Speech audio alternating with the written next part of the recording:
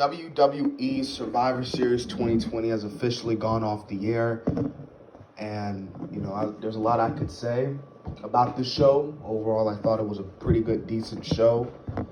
Like I said, for a pay-per-view that had little to no build-up whatsoever, this show was pretty decent. Um, I'm obviously going to get into the final farewell. That was The Undertaker, and I'm going to get into that in a minute. But before I do, I obviously have to talk about this pay-per-view. So, first off, we kicked off the night with Team Raw versus Team SmackDown, which Team Raw defeated Team SmackDown. And this was a clean sweep. Team Raw just destroyed Team SmackDown. I mean, like crazy. One elimination I do want to talk about that was a part of Team SmackDown, was the Seth Rollins elimination, because Rollins did not do anything. Basically, Rollins, he didn't really do anything. He got in the ring and basically told Sheamus to do him. He told Sheamus to hit the bro kick, and Sheamus hit the bro kick, and Rollins was eliminated. Which kind of makes sense because, what else Rollins can do? He had his feud with Murphy. He had his feud with the Mysterios. What? Rollins really wasn't going to do anything for Team SmackDown. And, this was just a way, in my opinion, this was just a way for Rollins to leave because obviously, Becky Lynch is going to have a baby soon. So obviously, Rollins has to take time off. So we won't see Rollins, in my opinion, for the next few months, basically. For the next few months. Or for the next couple of weeks. He'll probably come back around Royal Rumble season, I don't know. But we'll see what happens. So, Team Raw wins. Good, decent match, actually. I thought this was a really good opener. Keith Lee gets new music, which, in my opinion, I still like his original theme song. But I will admit, this is a much better one than the theme song that he had when he first came on Raw. I think we can all agree on that. So, Keith Lee finally gets new music. Let's see here. Like I said, man, they really did really great with Otis in this match, and Jey Uso will helping them build them up. And like I said, even though they got eliminated, I feel like that, this match hopefully build up Otis a little bit, and even obviously Jey Uso as well, with the rivalry that not rivalry, but with the whole thing that he has with his cousin Roman Reigns. And yeah, this is a pretty good, decent opener in my personal opinion. So, we had the Champions versus Championship Tag Team match between the Street Profits, which defeated the New Day. I thought this was a pretty good, decent match for what it was, which I kind of had a feeling, it would be. This is the Street Profits versus the New Day, two great tag teams of their own kind. I thought this was a good win, having the Street Profits go over in this match. The New Day, being the great tag team that they are, they don't really need a win to solidify themselves. I mean, for crying out loud, they're at damn near, 10-time WWE Tag Team Champs. Like, they've done everything. The only thing they can do is put the Street Profits over and build the Street Profits over as tag team stars. And even though the tag team division, I've said it 1,000 times, that the tag team division is dead. So anyways, we got the next match. Lashley versus Sami Zayn. I thought this match was kind of boring, in my opinion. To me, this match, to me, was kind of a cool-down match, I mean, Lashley is amazing. Really good in the ring. Sami, obviously, we all saw what he did in NXT. But this matchup was like the bathroom break. If you was at this arena, this would be your bathroom break. This would be where you would go refill your drink, or, this match, to me, this was the worst match of the night, in my opinion. I think this matchup was the worst match. But then again, after that tag team match, this match also kind of served as the cool down period. So like I said, 7 minutes and 50, seconds. Bobby Lashley winning, right call. because, you know, obviously you got to build Lashley up as that, you know, U.S. champion, and Sammy's not really doing anything with the Intercontinental Championship. So we have a really good match between Sasha Banks versus Asuka. Sasha going over was the right call. Like I said before, man, I knew this match was going to be really good because these two women, even though they faced each other, especially a bunch of times over this past summer, you know, they brought out the best in one another. So I knew that heading into this match that, you know, these two were going to put on a really great match. It was decent what it was. But like I said, man, Sasha winning was the right call. I thought Carmella was going to come out and you know, and attack, you know, Sasha, potentially, you know, having their match at TLC December 20th, which is the next pay-per-view. But it didn't happen. But a good match between both great women. And, yeah, that was a good match. Well, decent match. All right, so now the next match was the semi-main event. Team Raw for the women. Team Raw defeating Team SmackDown. This match, for what it was decent at its best. Now, there are a few parts that I do want to talk about this particular match. So, Peyton Royce pulls out the shocker and defeats Bayley. Well, eliminates Bayley. And you would think that this would follow up Peyton Royce really getting that momentum. And then what happens next? Damn near 5 minutes late, well, 3 to 5 minutes later, she gets eliminated by Natalya and taps out like a little you-know-what. So, it's kind of funny how Peyton literally just pinned the former women's champion and gets submitted like WWE logic. Now, here's the finish to the match that I want to talk about. Bianca Belair, I don't care what anyone says, looked like a star in this match. I've said it before. Well, I don't know if I said it on camera, but Bianca Belair, in my opinion, has that potential to be like a huge star, man. Like, seriously, man, if WWE books her right, I really think that, you know, she would, you know, give, you know, she could have that potential to be that big star in the. I really think she has that momentum, you know, because when I saw her in NXT and she didn't win the title, I was like, dude, Trips, Paul, what are you doing, man? Like, you know, I feel like she could have at least won the NXT title, you know. I don't know, but I guess Triple H is like, nope, not happening. But it did, you know, result in, you know, Shayna losing the title to Rhea Ripley, even though Rhea lost it to Charlotte. But that's NXT. This is about WWE, the main roster.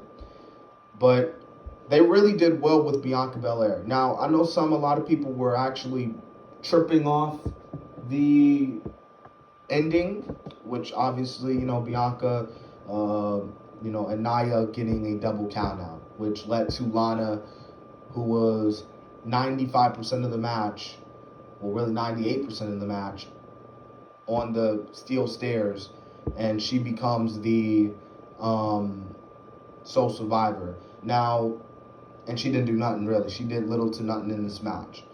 And I know a lot of people were complaining about that. But in my opinion, because they had to make Lana the sole survivor, so they had to do something in a way to make Lana the sole survivor without making Bianca look weak. And in my opinion, I don't think Bianca looked weak in this situation. I thought that, yes, it was a weird call because no one won cleaned here, but it was the only finish that they could go to, because they did have Bianca get, you know, pinned and defeated. I think more fans would have been fucking complaining even more that, oh, Bianca got defeated. Oh, what happened? But, dude, Bianca, like, she looked amazing in this match, dude. She stood out of the SmackDown women's match. Survivor Series match. I don't know what they're going to do with Bayley now. That's kind of my question. Like, what are you going to do with Bayley now that she lost the title and She even said on Twitter that she's done with Sasha, so she could feud with Bianca because she can't feud with Peyton because Peyton's on Raw. And now, in my personal opinion, the match of the night, the main event, Roman Reigns defeating Drew McIntyre. And this match was match of the night. I don't care what anyone says. This matchup was match of the night.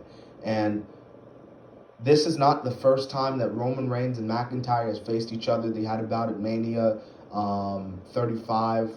When Roman came back after he announced his, leukemia was in remission. They had another match, I believe, on Raw. And then they had another match, I believe, on Stomping Grounds. Remember that pay-per-view? And they were decent and they were pretty good. So Roman and Drew's had some pretty good, decent matches. But I think out of all the Roman Reigns and McIntyre matches I've seen lately, this is their best bout together yet. These two literally went out there and proved that they're champions. Why they are champions of their respective brands. Why Roman is the tribal chief on SmackDown and why Drew McIntyre is the WWE champion on Raw. And this was a good finish. Great finish, in my opinion. Really great finish. Really, really, really great finish. Because, McIntyre, not, taking that technical submission, the guillotine, it didn't make Drew look weak. And it was good how they let Roman use the submission here because if Drew got pinned clean, people would have been, and even I probably would have been like, hey, Drew just won the title on Raw. Why is he losing clean? Now, the one thing that I'm shocked didn't happen was that The Miz did not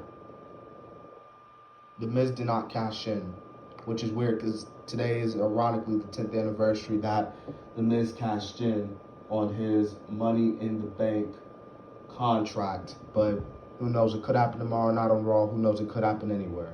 But great match. Start to finish. Yeah. All right. So now the big thing.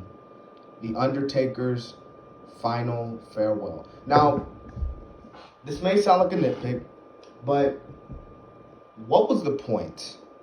You hearing all these legends coming in the ring, from Rikishi to the Big Show to Ric Flair, to Triple H, and then they do that. What was an amazing promo package? Metallica, Now That We're Dead, and then you have the legends leave the ring. Vince is in the ring. Vince introduces The Undertaker. And then that was kind of a nitpick, in my opinion. I don't think they, I thought the legends were going to come out, circle The Undertaker, but no. What was the point of bringing the legends there? They could have put the legends on the pre-show and tell stories about The Undertaker and how The Undertaker is good. Not what was the point of bringing them out there? Because if you were going to tell me, hey, we want you to fly from North Carolina to Florida, we'll drive to Florida to the Thunderdome and to support The Undertaker, get in the ring, see the promo package, and then leave, I'm going to be like, well, what the fuck was the point of being here then, So, yeah.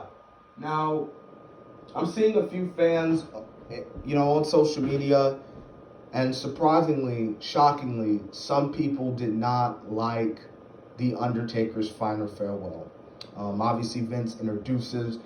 By the way, Vince looked like he was about to cry, and I can't blame him. After everything The Undertaker's done for Vince, the company, who wouldn't be emotional? Trust me, I would have been fucking crying tears.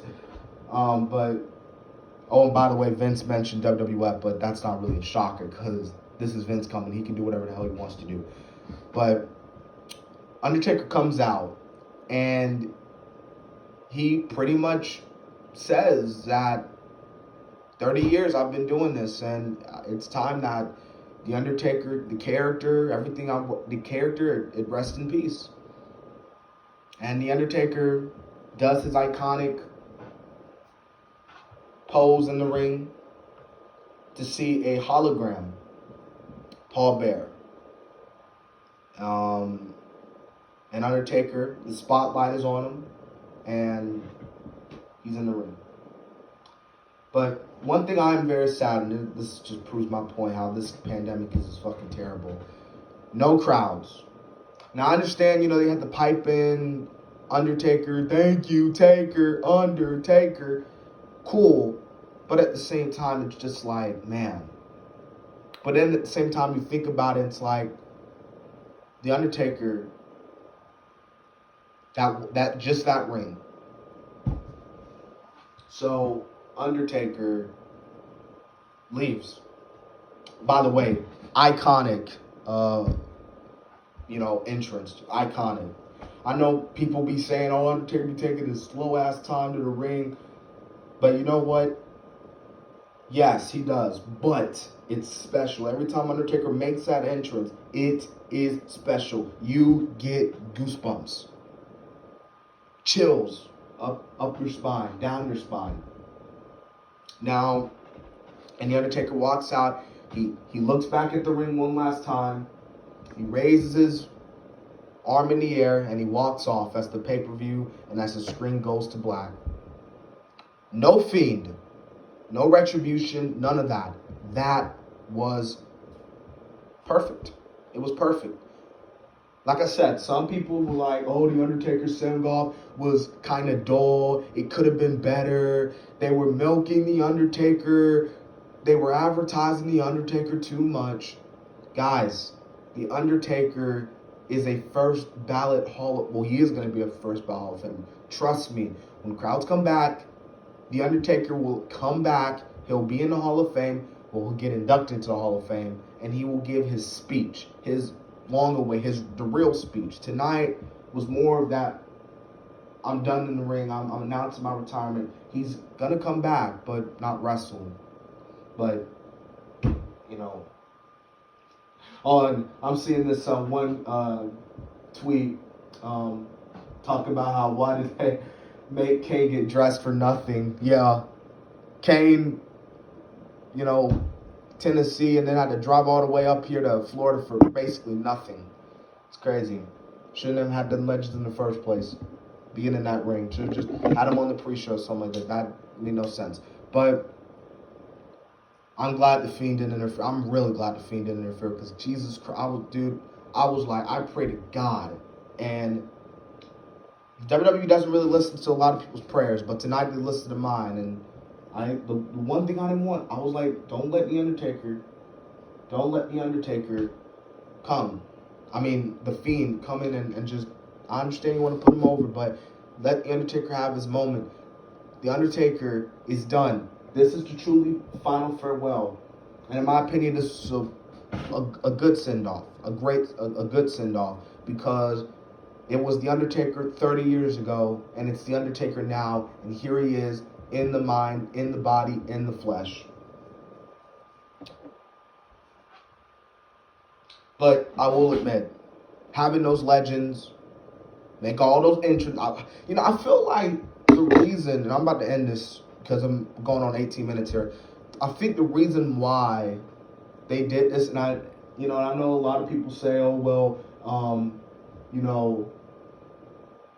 yeah, like, I'm seeing this one comment talking about how Taker's farewell was a bit anticlimactic. And it kind of was. I still feel like, even though I said it was a great send-off, but obviously people have their different opinions. Undertaker, yeah, he kind of should have just retired at Mania 33, especially when he took his, gloves off and hat. If he didn't do all that, then okay, but taking your gloves off is an indication that you're done, that you're done, you're retiring. So he should have retired. But Undertaker was, we saw in the last ride how the Undertaker was so messed up from that match and how it affected him a little bit, because he really wanted to get back, because he really wanted to do better, because he knew he could do better, but he wasn't that good that night. And as an Undertaker fan, Undertaker looked horrible that night. I'm sorry, Undertaker, but it's the truth, unfortunately. And unfortunately, the truth hurts. So, I know it wasn't big, but with everything going on, it was the least they could do. They probably could have done more, but no crowd. It wasn't, I don't know. So, but it is what it is. Thank you, Undertaker. You're a legend, and you will,